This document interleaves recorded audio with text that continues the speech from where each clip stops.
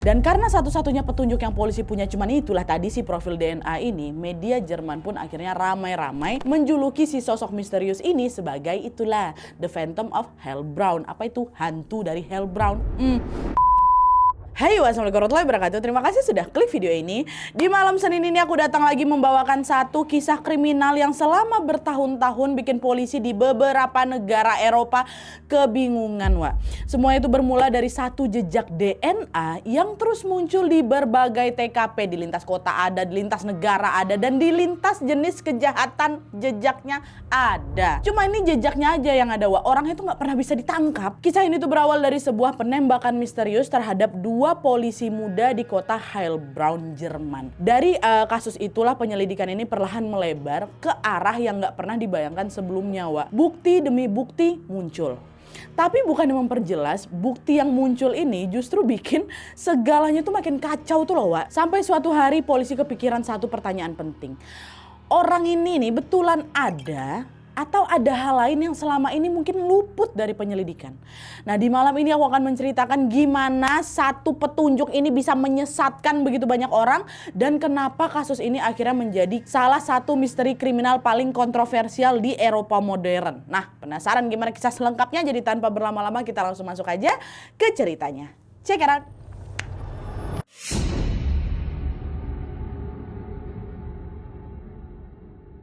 Oke, sebelum aku membahas lebih jauh soal The Phantom of Hellbraun ini, aku mau ngebahas dulu satu kasus, Wak, ya, yaitu kasus penembakan misterius yang pernah terjadi di kota itu tahun 2007. Karena kasus penembakan inilah yang menjadi awal munculnya The Phantom of Hellbraun ini.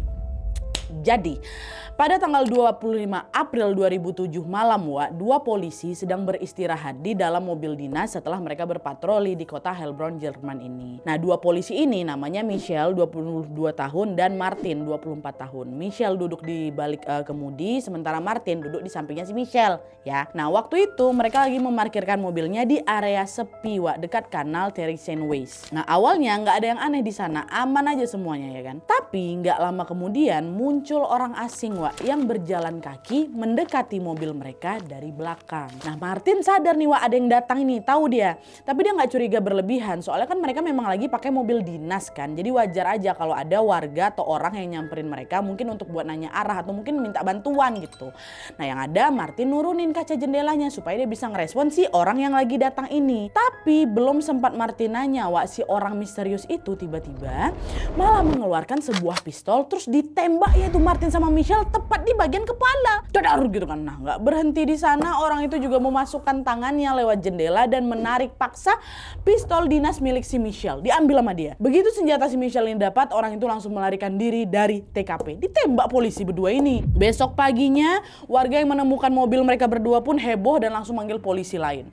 Waktu polisi yang lain ini datang, Michelle ternyata udah meninggal di tempat, Wak. Sedangkan Martin masih hidup meskipun memang kondisinya udah luka parah kali gitu. Michelle lalu dipulangkan ke keluarganya untuk dimakamkan, sedangkan si Martin dibawa dulu ke rumah sakit untuk mendapatkan perawatan intensif. Martin tuh sempat koma, Wak, berminggu-minggu.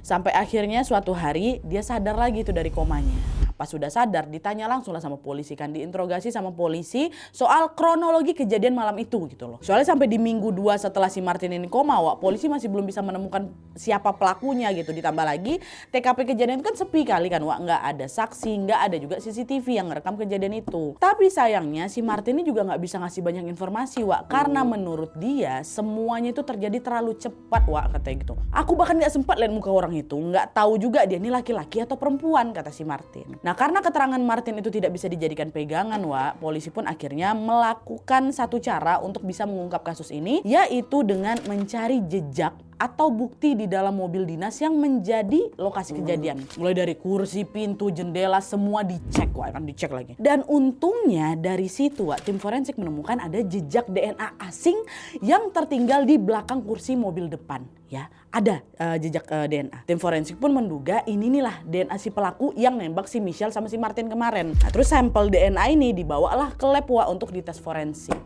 Dan pas hasilnya keluar, DNA itu ternyata memang bukan milik Michelle dan Martin, tapi DNA ini punya seorang perempuan asing.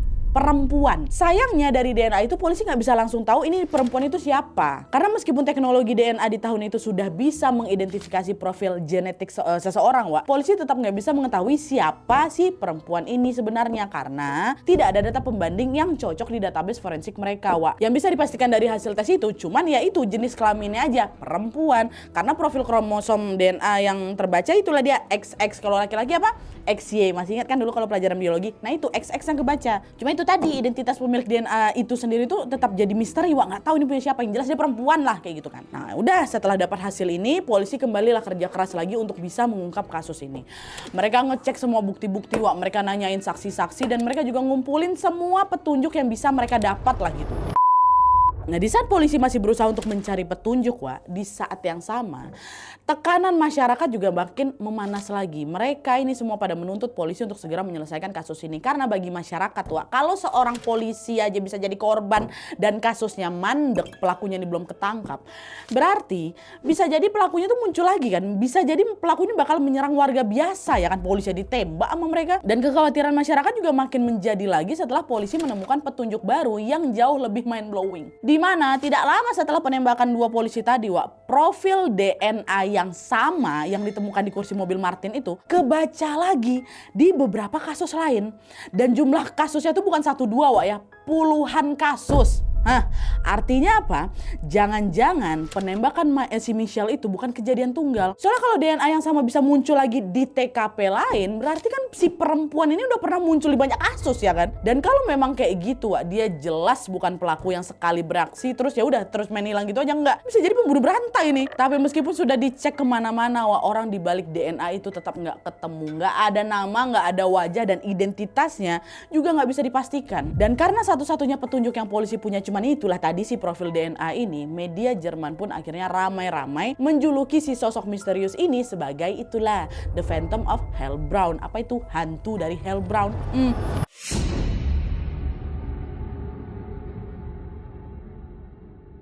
Dah, akhirnya setelah media Jerman ini ramai memberitakan The Phantom of Hellbraun, Wak, polisi kembali lagi bekerja keras untuk bisa mencari tahu siapa sih perempuan ini ya kan. Hal pertama yang mereka lakukan kembali adalah memasukkan profil DNA itu ke database kriminal. Polisi pengen tahu nih, DNA ini cuma muncul di kasus Hellbraun ini aja atau mungkin DNA ini pernah muncul di kasus lain sebelumnya? Dan jawabannya adalah profil DNA itu sudah pernah kebaca di beberapa TKP lain dan lokasinya berbeda-beda. Pernah muncul juga, Wak. Dan yang bikin kasus ini makin susah dipetakan adalah jenis kejahatan yang ditemukan dari profil DNA itu juga nggak berpola, Wak. Ada yang ditemukan di kasus penghilangan nyawa, ada juga di kasus perampokan, pembobolan, bahkan sampai ke kasus narkoboy. Ditemukan DNA anak ini, si perempuan ini. Ini coba kita tarik mundur dari kasus pertama yang ditemukan polisi di database itu ya. Jadi, Wak, ya, jauh sebelum kasus penembakan dua polisi di Hellbraun tadi, jejak DNA The Phantom ini pertama kali kebaca di tahun 1993. Bayangkan, yang pertama kali yang tadi di Hellbraun 2007 kan. Dari 93 udah kedetek. Oke. Tepatnya di kota kecil yang bernama Idar-Oberstein yang ada di Jerman. Pada saat itu ada seorang nenek berusia 62 tahun yang ditemukan meninggal dunia gara-gara dicekek pakai kawan. Nah, di TKP polisi ada menemukan jejak DNA asing yang nempel di cangkir rumah nenek itu. Karena teknologi forensik waktu itu masih terbatas, di tahun 93 itu masih terbatas, Wak. Sampel DNA ini pun yang nggak bisa diidentifikasi dan kasusnya pun buntu. Barulah bertahun-tahun kemudian setelah si profil DNA The Phantom of Hellbraun ini masuk ke database 2007 tadi, sampel lama ini diuji ulang dan hasilnya cocok, Wak. Dari situlah polisi menduga aksi pertama The Phantom ini memang terjadinya di tahun 93 dan kasus si nenek inilah yang jadi titik awalnya. Dah, itu pertama. Lanjut ke kasus kedua, di bulan Maret 2001, Wak, profil DNA yang sama ini kebaca lagi di kasus penghilangan nyawa lansia di kota Freiburg im Breisgau di Jerman. Dalam kasus ini korban tuh juga ditemukan tewas dicekek dengan seutas tali tapi. Dan lagi-lagi jejak DNA si perempuan misterius itu yang disebut sebagai The Phantom Hellbraun itu ditemukan lagi di tali yang dipakai sama pelaku untuk habisi korbannya. Oke, sayang waktu itu polisi belum bisa mengidentifikasi DNA itu milik siapa, Wak, dan kasusnya ya udah berakhir gantung aja di kasus kedua ini. Itu karena masih di tahun 2001. Terus yang ketiga, profil DNA The Phantom of Hellbraun ini juga terdeteksi di kasus pembobolan karavan di Jerman. pembobolan. Jejak DNA itu ditemukan di biskuit yang ditinggal pelaku di TKP. Jadi polisi menduga habis ngerampok, si pelaku ini masih sempat makan biskuit dulu. Cuman sayangnya kasus ini juga berakhir mentok gara apa? Nggak ada petunjuk lain. Jadi sampai sini ada 3 kasus cold case yang berkaitan sama The Phantom, Wak, ya. Belum habis. Masih di tahun 2001 juga, Wak, DNA The Phantom ini kembali ditemukan. Bukan di pembunuhan, tapi di TKP kasus narkoboy. Jadi waktu itu polisi Jerman lagi ngerazia suatu area yang memang sering dipakai buat transaksi narkoboy lah. Pas nyampe di lokasi, polisi nemuin ada jarum yang dibuang sembarangan. Nah, jarum ini dibawalah ke lab untuk diperiksa. Dan waktu dicek, kok ternyata ada jejak DNA-nya The Phantom. Dah, ada lagi di sini. 3 tahun kemudian, di tahun 2004, Wak, DNA The Phantom ini kembali terdeteksi di luar Jerman. Luar Jerman, Wak, ya, tepatnya di kota Arbois, Prancis. Waktu itu ada warga yang ngelapor kalau toko perhiasannya dirampok dan pelaku meninggalkan pistol palsu di TKP. Waktu polisi datang, diceklah barang bukti itu. Di pistol itu ada jejak DNA seorang perempuan yang identik kayak jejaknya The Phantom. Sama, ini di Prancis, Wak, oke. Masuk di tahun 2006 setahun sebelum Michelle itu ditembak, setelah kasus 2 polisi tadi ditembak, situasinya makin melebar. Profil DNA The Phantom ini kembali terbaca di kasus pembobolan dan lokasinya juga berpindah-pindah, Pak. Awalnya jejak itu kebaca di kasus pembobolan toko elektronik di Austria, tapi belum sempat pelakunya ketemu di Australia ini. Dalam rentang 3 bulan profil DNA yang sama kebaca lagi di Jerman, Burbeck, dan setelah itu jejaknya kembali lagi terbaca di Austria dalam kasus pembobolan toko optik. Jadi seolah-olah The Phantom ini ngelakuin kejahatannya bolak-balik antar negara, Wak. Jerman, Prancis, Austria. Jerman lagi, nanti Prancis, Austria, kayak gitu. Yang bikin polisi makin bingung, Wak, kasus-kasus ini tuh nggak nunjukin satu pola yang jelas gitu loh. Padahal biasanya kan kalau misalnya ada pelaku kriminal nih, jejaknya kan pasti kebaca di jenis kasus yang mirip-mirip kan, Wak, ya. Kalau ada pelaku perampokan ya dia bakal muter di kasus perampokan aja. Kalau dia pelaku penghilangan nyawa ya biasanya ke situ-situ lagi, bunuh-bunuh orang lagi. Tapi Phantom ini beda, Wak. Jejak DNA-nya itu bisa muncul di kasus yang sama sekali tidak nyambung satu sama lain. Hari ini kebaca pembunuhan, besok munculnya di pembobolan, terus besok tiba-tiba ada juga di kasus narkoboy. Jadi seolah si orang ini atau si pelaku ini bisa ada di mana-mana dan dia bisa terlibat di kasus apa aja gitu loh. Pun kalau betul semua itu dilakukan sama orang yang sama, Wak, ya, berarti yang mereka kejar ini bukan penjahat biasa nih. Iyalah, bisa jadi mereka adalah kelompok kriminal yang terorganisir dan mungkin kepala kelompoknya itulah The Phantom tadi itu. Cuma itu adugan itu juga belum bisa dipastikan karena minimnya petunjuk yang ada waktu itu. Itulah kenapa bukan yang menyelesaikan penghilangan nyawa si Michelle, si polisi ketembak tadi, temuan-temuan ini malah makin bikin si polisi kebingungan, hilang arah. Belum habis kebingungan itu, Wak, di tengah penyelidikan ini masih di tahun 2007 nih, Wak, ya. Profil DNA The Phantom ini kembali terdeteksi lagi, bayangkan nama kalian, setelah kejadian si Michelle. Dan yang bikin polisi nggak habis fikri, Wak, kali ini jejaknya itu justru kebaca lagi di kasus yang lain, yaitu kasus pembobolan sekolah. Habis nembak polisi, dia bobol sekolah. Bayangkan sama kalian. Cuma bedanya di sini, di kasus pembobolan sekolah ini, pelakunya ketangkap, Wak. Pelakunya ketangkap. Pelakunya adalah 2 remaja laki-laki yang memang sengaja ngincar sekolah itu, mau dibobol. Jadi bukan case kayak kasus-kasus sebelumnya. Ditemukan pelakunya nih. Tapi entah kayak gimana ceritanya, profil DNA si perempuan misterius ini, The Phantom ini nih, Wak, kebaca di pembobolan itu. Temuan ini kan bikin polisi ngerasa ini bukan kasus biasa ini. Soalnya kalau profil DNA yang sama masih kebaca di kasus yang pelakunya udah ditangkap, berarti apa? Berarti ada masalah lain yang belum kelihatan kan, Wak. Cuman saat itu polisi juga belum bisa asal nyimpulin apa-apa. Mereka belum punya bukti kuat untuk bilang apakah ada kesalahan prosedur atau ada kontaminasi yang mereka nggak tahu. Yang polisi punya cuman rasa janggal yang belum bisa dibuktikan. Makin aneh di sini, Wak. Pelakunya ketangkap, DNA yang udah melakukan kejahatan banyak-banyak dari tahun 93 tuh ada juga di situ. Dah, maju 1 tahun, tahun 2008. Setahun setelah kasus penembakan polisi. Di tahun itu, polisi kembali dibuat heran ketika jejak DNA The Phantom muncul lagi di Heppenheim, Jerman, Wak. Jadi ceritanya waktu itu polisi ini lagi ngurusin kasus penghilangan nyawa 3 warga Georgia, Amerika. Dalam proses penyelidikan, Wak, polisi menemukan ada 1 mobil yang diduga dipakai pelaku untuk mindahin jasad mereka bertiga. Mobil itu pun diamankan sebagai barang bukti dan waktu tim forensik mengambil sampel dari mobil itu, profil DNA-nya The Phantom kebaca lagi. Muncul lagi The Phantom. Nggak berhenti di sana, di tahun 2009 ya muncul satu temuan lagi di kota Haute-Sauve, Prancis, wilayah yang memang dekat kali sama perbatasan Swiss di Prancis nih ya. Waktu itu ditemukan ada jasad seorang laki-laki yang dalam kondisi terbakar. Sebenarnya mayat ini udah ditemukan sejak tahun 2002, tapi di tahun 2009 polisi baru menguji ulang sampelnya si korban ini dan coba nyocokin ke database. Hasilnya profil DNA yang kebaca di kasus ini sama persis kayak DNA-nya The Phantom dari 2002. Ya kan diuji lagi di tahun 2009. Makin nggak betul ini kan, Kok bisa ada DNA itu di mana-mana? Sampai di satu titik setelah temuan kasus-kasus tadi, di tahun 2009, polisi kembali menemukan satu hal yang bikin semuanya makin nggak masuk akal. Jejak The Phantom malah kebaca di atas formulir pengajuan suaka. Formulir ini jelas bukan barang bukti kriminal, Formulir suaka. Ini dokumen administrasi yang notabene-nya adalah arsip negara, ya kan? Dan dokumen itu milik seorang laki-laki yang pernah mengajukan suaka di Jerman pada tahun 1990-an. Ada DNA-nya di situ. Temuan ini yang bikin polisi makin apa nih? Soalnya kan dari awal kali nih DNA yang kebaca kan siapa? Perempuan kan, XX ya kan. Tapi sekarang kok bisa muncul di dokumen punya laki-laki? Dan pas mereka tarik garis besarnya, barulah kelihatan masalahnya. Ini nih bukan sekedar kasus aneh nih. Bayangin aja satu DNA yang sama kebaca di pembunuhan, pembobolan, jarum heroin, pistol palsu sampai ke formulir suaka.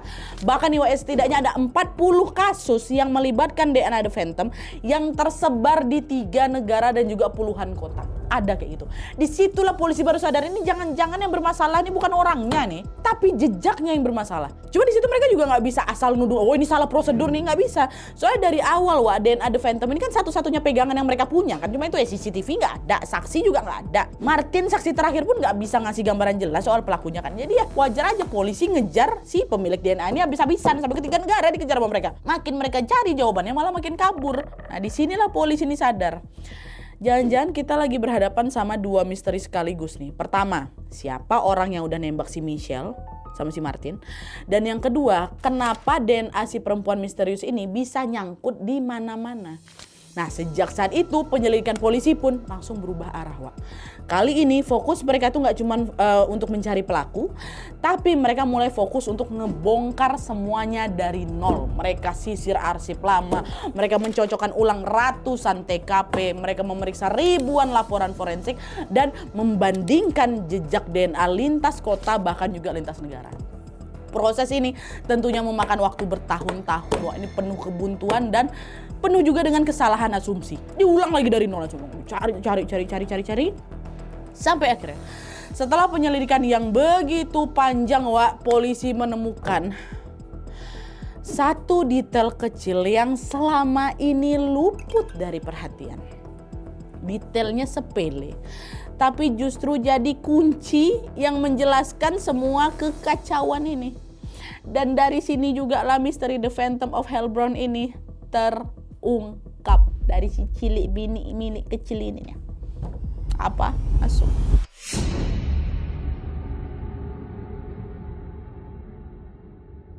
Jadi setelah bertahun-tahun mengejar The Phantom ini, polisi Jerman akhirnya sampai di fase yang paling bikin capek. Bukan karena mereka kurang usaha, tapi karena setiap petunjuk selalu mentok ya kan. DNA The Phantom ini terus muncul di banyak TKP, tapi orangnya nggak pernah ketemu. Kasusnya juga selalu acak, beda-beda jenis dan beda-beda kota, beda negara pula. Di sini polisi merasa ada sesuatu yang ganjil. Ini jangan-jangan selama ini kita ini bukan ngejar pelaku, tapi selama ini kita malah ngikutin petunjuk yang salah. Kecurigaan itu makin kuat lagi setelah mereka ngecek ulang beberapa sampel. Di beberapa kasus, profil DNA The Phantom ini jelas kebaca, jelas, betul-betul jelas. Tapi di kasus lain, profil The Phantom ini munculnya tipis sekali. Tipis dan hanya di satu bagian dari barang bukti. Nah, untuk tim forensik, pola ini langsung kerasa janggal. Soalnya nih, kalau seseorang itu betul-betul memegang suatu benda, dipegang suatu benda, DNA itu biasanya bakal tersebar lebih merata. Bukan muncul samar-samar terputus-putus kayak yang mereka tengok pembandingnya. Ada yang kayak gitu, putus-putus, samar-samar nggak jelas kayak itu loh, Cuman itu DNA The Phantom. Di sinilah tim forensik mulai curiga. Ini jangan-jangan The Phantom ini bukan orangnya yang muncul di mana-mana, tapi jejak DNA-nya yang malah kebawa terus. Artinya bisa aja ada satu alat yang dari awal udah kecipratan jejak DNA The Phantom. Jadi setiap kali si alat itu dipakai untuk ngambil sampel, ya hasilnya bakal kebaca lagi. Makanya The Phantom ini seolah-olah selalu muncul, padahal dia nggak muncul. Yang kebawa itu cuma jejaknya, Wak. Bukan orangnya yang lagi pergi ke sana kemari, bukan. Nah, untuk membuktikan dugaan itu, Wak, polisi pun segera langsung menelusuri semuanya dari awal lagi kan. Sekarang mereka udah nggak lagi nyari The Phantom, tapi mereka fokus untuk mencari tahu siapa yang ngambil sampel di TKP, alat apa yang dipakai, prosedur apa yang dipakai di lapangan, dan sebagainya. Coba cari bagian situ. Dari sini, polisi akhirnya nemu satu titik yang selama ini luput dari perhatian. Bukan orang, bukan pelaku, tapi alat kecil yang selalu dipakai tiap kali ngambil sampel. Apa tuh, Wak? Cotton swab, kapas kecil. Iya, Wak, cotton yang biasa buat ngusap barang bukti itu, yang kayak tangkai nyolok hidung kita waktu kita pas swab, kayak itu tuh, itu. Ini satu-satunya benda yang selalu ada di TKP, nggak pernah ke skip. Entah itu di Jerman, di Austria, di Prancis, semua tim forensik pasti bakal selalu pakai cotton swab, ya kan? Dia yang selalu ada. Di sini polisi mulai menelusuri pola. Bukan pola kejahatan, Wak, ya, tapi pola distribusi dari cotton swab tadi. Apakah ketiga negara tadi, si Jerman, Austria, dan Prancis, tempat kasus-kasus DNA The Phantom ditemukan, pakai supplier alat forensik yang sama? Karena kalau iya, ada kemungkinan DNA itu bukan berasal dari pelaku kejahatan, Wak. Tapi justru DNA itu sudah menempel di cotton swab sejak sebelum dipakai di TKP. Pas ditelusuri, coba cari. Ternyata jawabannya enggak. Tiga negara ini enggak pakai supplier yang sama. Wah, ada yang pakai supplier A, ada yang pakai supplier B, C, dan sebagainya. Tapi makin diselidiki, ketiga supplier tadi A, B, C, D, seterusnya ini ternyata ngambil barang dari satu tempat yang sama.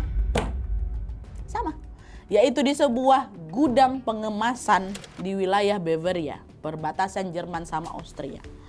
Setelah titik itu ketemu, polisi langsunglah fokus ke satu hal. Siapa yang kerja di jalur produksi swab itu? Dan gimana prosesnya sampai barang ini bisa nyebar ke banyak negara, ke Australia, banyak itu kan. Mereka ceklah jalur produksi, mereka cocokinlah batch mereka, dan mereka memastikan apakah swab ini sudah terkontaminasi sejak dari pabriknya. Dan disinilah semuanya terbuka, Wak.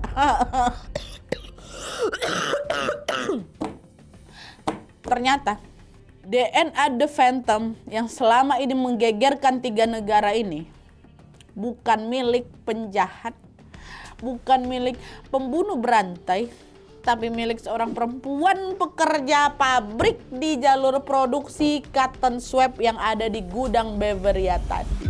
Plot twistnya lagi, perempuan ini nggak punya jejak kriminal sama sekali. Dia nggak pernah juga datang ke TKP. Bahkan mungkin dia nggak tahu kalau namanya ini DNA dia ini sempat bikin tiga negara tuh heboh. Gara-gara si ibu-ibu ini. Dan waktu dicek ternyata perempuan ini juga nggak punya track record yang jelek. Track recordnya bersih. Polisi memutuskan untuk tidak mempublikasikan namanya demi menjaga privasi. Pertanyaannya, kok bisa Nadia DNA perempuan ini bisa nempel di cotton swab? Bukannya mereka punya standar produksi ya, Nadia? Jawabannya ada di sini, Wak. Cotton swab itu memang steril dari kuman, tapi belum tentu steril dari jejak DNA manusia.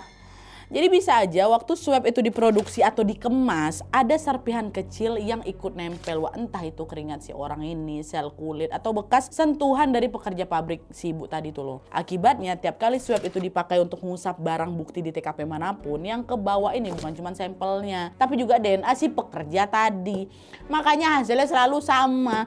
DNA perempuan itu terus muncul lagi, seolah-olah dia itulah pelakunya.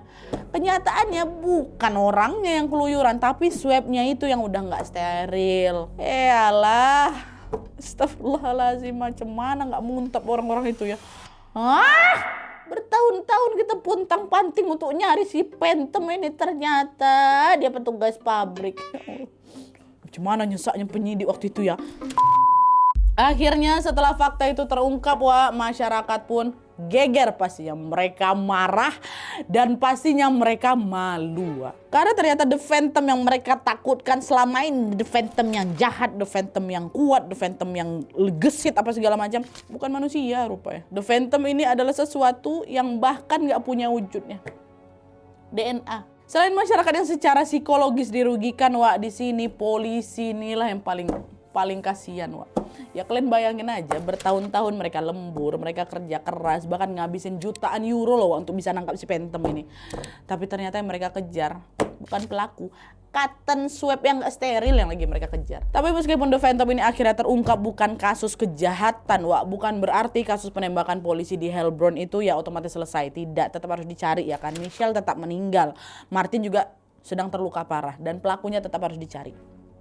Akhirnya setelah polisi melakukan penyelidikan ulang, ada satu nama yang diduga sebagai dalang dibalik kematiannya si Michelle. Dan mereka ini adalah kelompok ekstrim kanan di Jerman, wah, yang disebut NSU. Nah, waktu ditelusuri, NSU ini adalah kelompok yang memang menganut ideologi Nazi. Dan di masa itu mereka memang lagi aktif kali bikin teror penghilangan nyawa ke aparat negara. Itulah makanya polisi kena. Sayangnya juga dugaan ini belum dipastikan karena si dua pentolan dari NSU ini meninggal di tahun 2011. Meninggalnya dua si orang ini pun jadi ikutan ngubur detail penting terkait kematiannya si Michelle gitu. Karena katanya cuma mereka berdua lah yang tahu detail-detail penembakan, mereka yang nentuin strateginya, milih senjatanya, dan yang paling penting siapa yang ngelakuin hal itu gitu. Sementara anggota NSU yang lain ya belum tentu tahu sedetail itu. Bahkan ada juga yang cuma ikut-ikutan aja, wah, dan nggak pernah turun langsung di lapangan. Itulah kenapa meninggalnya si dua pentolan NSU tadi itu ikut mengubur misteri penembakan dari Heilbronn tadi itu. Dan sampai sekarang si pelakunya nggak ketangkap, siapa sebenarnya pelakunya juga nggak ada yang tahu.